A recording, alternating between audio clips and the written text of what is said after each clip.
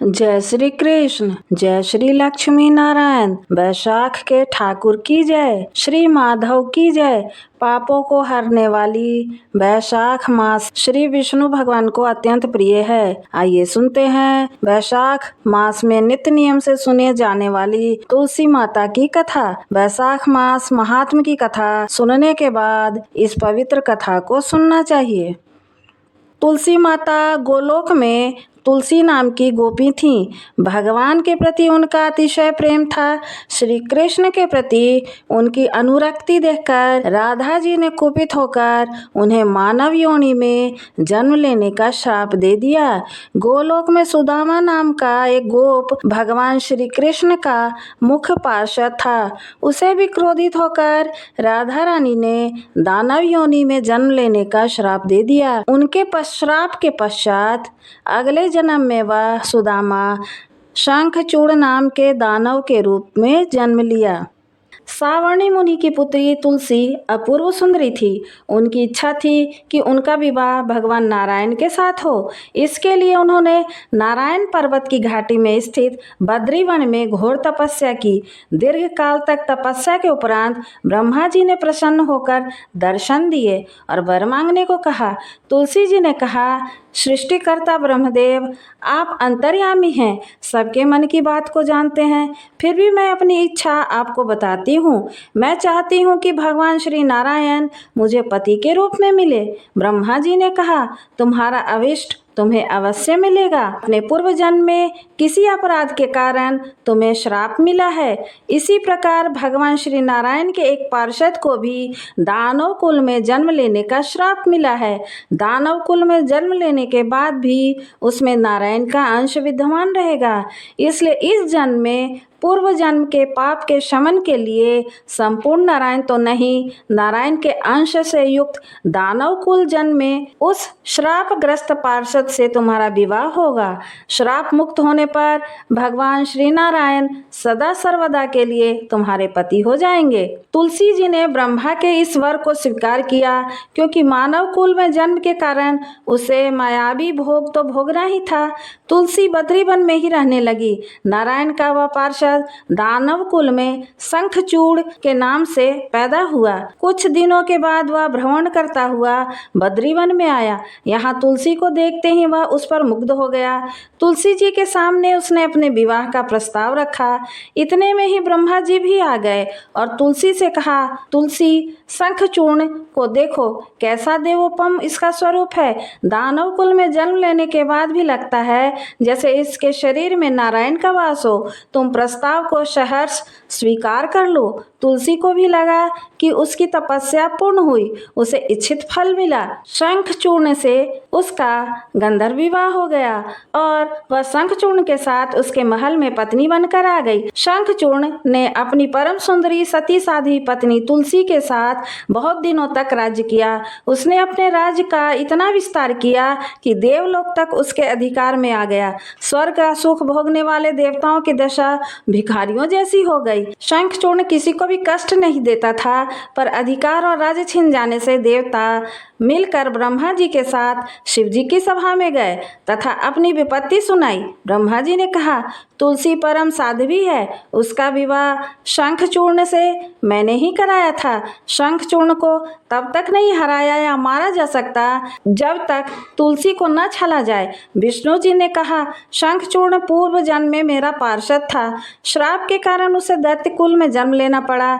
इस जन्म में भी मेरा अंश उसमें व्याप्त है। साथ ही तुलसी के पति व्रत धर्म से वह अजय है। फिर देवताओं की सहमति से भगवान शिव ने शंखचूर्ण के पास संदेश भेजा, या तो देवताओं का राज्य लौटा दे या फिर उनसे युद्ध करे। शंखचूर्ण भगवान शिव के पास पहुंचा। उसने कहा, देवादिदेव, आपके लिए देवताओं का पक्ष लेना उचित नहीं है। राज्य बढ़ाना हर राजा का कर्तव्य है। मैंने किसी को दुखी नहीं किया। देवताओं से कहिए वे मेरी प्रजा होकर रहें। मैंने आपका भी कोई अपकार नहीं किया है। हमारा आपका युद्ध शोभा नहीं देता। अगर आप हार गए तो बड़ी लज्जा की बात होगी, मैं हार गया तो आपकी कीर्ति बहुत अधिक नहीं बढ़ेगी। भगवान शंकर हंसने लगे। वे तो सब रहस्य समझते थे। तुलसी और शंखचूड़ के पूर्व जन्म के श्राप की अवधि लगभग पूरी हो चुकी थी। शिव जी बोले, इसमें कीर्ति और लज्जा की बात नहीं है। तुम देवों का राज लौटाकर उन्हें उनके पद पर प्रतिष्ठित होने दो। युद्ध से बचने का यही एक उपाय है। शंखचूड़ ने कहा, मैंने युद्ध के बल पर देवलोक जीता है, कोई उसे युद्ध द्वारा ही वापस ले सकता है। यह मेरा अंतिम उत्तर है। अब मैं जा रहा हूँ। ऐसा कहकर शंखचूड़ चला गया। उसने अपनी पत्नी तुलसी को सारी बात बताई और कहा, कर्म भोग सब काल सूत्र में बंधा है। जीवन में हर्ष शोक भय सुख दुख मंगल अमंगल काल के अधीन है। हम तो केवल निमित्त मात्र हैं। संभव है भगवान शिव देवों का पक्ष लेकर मुझसे युद्ध करें। तुम चिंता मत करना, तुम्हारा सती तेज मेरी रक्षा करेगा। दूसरे दिन भगवान शंकर के नेतृत्व में देवताओं ने युद्ध छेड़ दिया। शंखचूड़ ने भीषण बाणों की वर्षा कर उनका वेग रोका। उसके प्रभार से देवता डगमगाने लगे।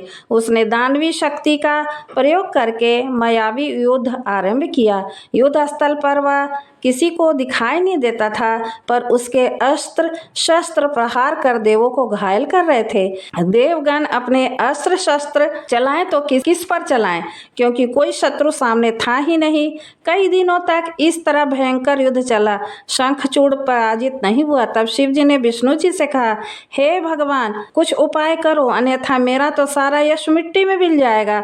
भगवान विष्णु ने सोचा, बल से तो शंखचूड़ को हराया नहीं जा सकता, इसलिए छल का सहारा लेना होगा। उन्होंने तुरंत अपना स्वरूप शंखचूड़ जैसा बनाया और अस्त्र शस्त्र से सज्जित होकर तुलसी के पास आए। बोले, हे प्रिय, मैं युद्ध जीत गया हूँ। सारे देवता भगवान शंकर समेत हार गए हैं। इस खुशी में आओ मैं तुम्हें अंग से लगा लूं। पति को प्रत्यक्ष खड़ा देख तथा विजय का समाचार सुनकर वह दौड़कर मायावी शंखचूड़ के गले से लिपट गई। इस प्रकार पति पत्नी दोनों ने आलिंगन हो खूब खुशी मनाई। पर पुरुष के साथ इस प्रकार का व्यवहार से उसका सती तेज नष्ट हो गया। उसका सती तेज जो शंखचूड़ के कवच के रूप में रक्षा कर रहा था, वह कवच नष्ट हो गया। शंखचूड़ शक्तिहीन हो गया। यह जानते ही भगवान शंकर ने अपने त्रिशूल के प्रहार से शंखचूड़ को जलाकर भस्म कर दिया। शंखचूड़ की मृत्यु को जानकर विष्णु जी अपने असली रूप में आ गए। अपने सामने अपने पति शंखचूड़ के स्थान पर भगवान विष्णु को खड़ा हुआ देख तुलसी बहुत विस्मित हुई। उनको पता लग गया स्वयं नारायण ने उनके साथ छल किया है। क्रोध में आकर तुलसी ने भगवान विष्णु को श्राप दिया कि एक सती का सतीत्व भंग करने के अपराध में मैं तुम्हें हृदयहीन पत्थर होने का श्राप देती हूँ। विष्णु ने तुलसी के श्राप को शिरोधार्य कर कहा, देवी, तुम्हारे तथा शंखचूड़ के कल्याण के लिए मुझे ऐसा करना पड़ा। तुम दोनों को श्राप मुक्त करना था। तुम भी अब शरीर का त्याग कर तुलसी विरवा के रूप में जन्म लोगी और मेरी पूजा तुलसी दल से होगी। मैं शालिग्राम पत्थर बनूंगा। मेरे शीश पर तुम आदर से विराजित होगी। तुम्हारे पति की हड्डियों से शंख की उत्पत्ति होगी। उस शंख ध्वनि से देवताओं तथा मेरी पूजा आराधना हुआ करेगी। जहाँ शंख की ध्वनि होगी वहाँ मंगल में मैं विराजमान रहूंगा। तुमने पूर्व में बद्रीवन में मुझे पाने के लिए बड़ी तपस्या की थी।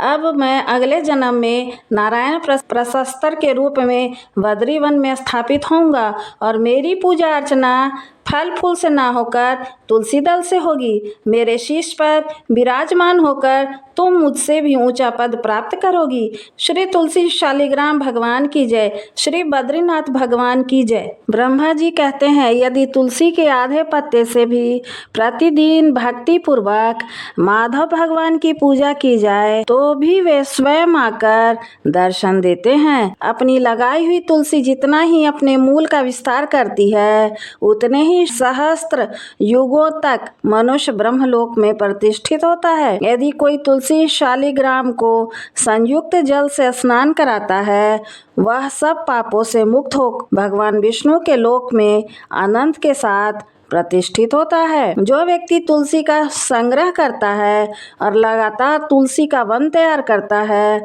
वह उतने ही पापों से मुक्त हो ब्रह्म भाव को प्राप्त हो जाता है। जिसके घर तुलसी की नित्य नियम से पूजा होती है, उसके पाप कर्म का प्रभाव खत्म हो जाता है और अक्षय पुण्य की प्राप्ति होती है। वह मनुष्य मोक्ष को प्राप्त करता है। श्री माधव की जय। श्री नारायण की जय।